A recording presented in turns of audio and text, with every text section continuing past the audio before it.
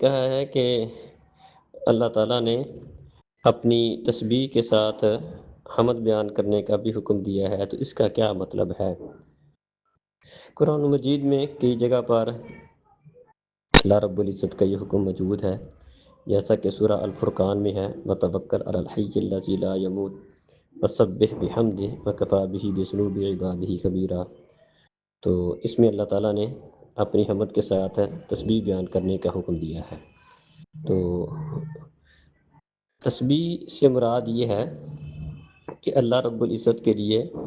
ہر اس چیز کی نفی کی جائے جو اس کی شان کے لائق نہ ہو، ہر قسم کے نقص اور ہر قسم کی خرابی کی اس سے نفی کی جائے، اور حمد سے مراد یہ ہے کہ اس کے لیے ہر قسم کی خوبی کو ثابت کرنا جو اس کی ذات کے لائق ہو۔ تو گویا کہ اللہ تعالیٰ نے دونوں باتوں کا حکم دیا ہے، اپنے آپ سے ہر قسم کے نقص کی نفی، ہر قسم کی خامی اور خرابی کی نفی، اس کا بھی حکم دیا ہے،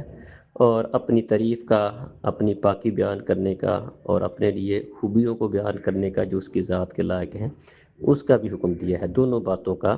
اللہ تعالیٰ نے اپنے ایمان والے بندوں کو حکم دیا ہے، اور احادیث میں اس کا کئی جگہوں پر ذکر موجود ہے۔ نبی کریم صلی اللہ علیہ وسلم کا فرمان ہے، من قال سبحان اللہ و بحمدہ مئۃ مرہ حطت عنہ خطایاہ ولو کانت مثل زبد البحر۔ جو بندہ 100 دفعہ سبحان اللہ و بحمدہ پڑھتا ہے،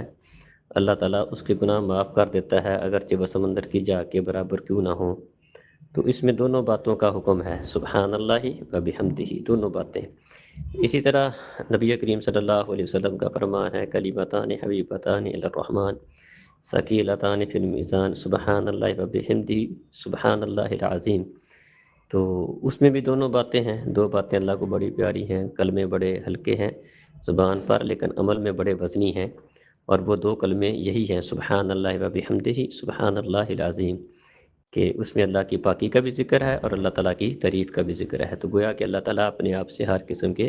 نقص کی نفی کرتا ہے اور ہر قسم کی خوبی کو اپنے لیے ثابت کرتا ہے، اور اسی بات کا اللہ تعالیٰ نے اپنے بندوں کو حکم دیا ہے کہ وہ اللہ تعالیٰ کے لیے اس چیز کو بیان کریں۔ السلام علیکم۔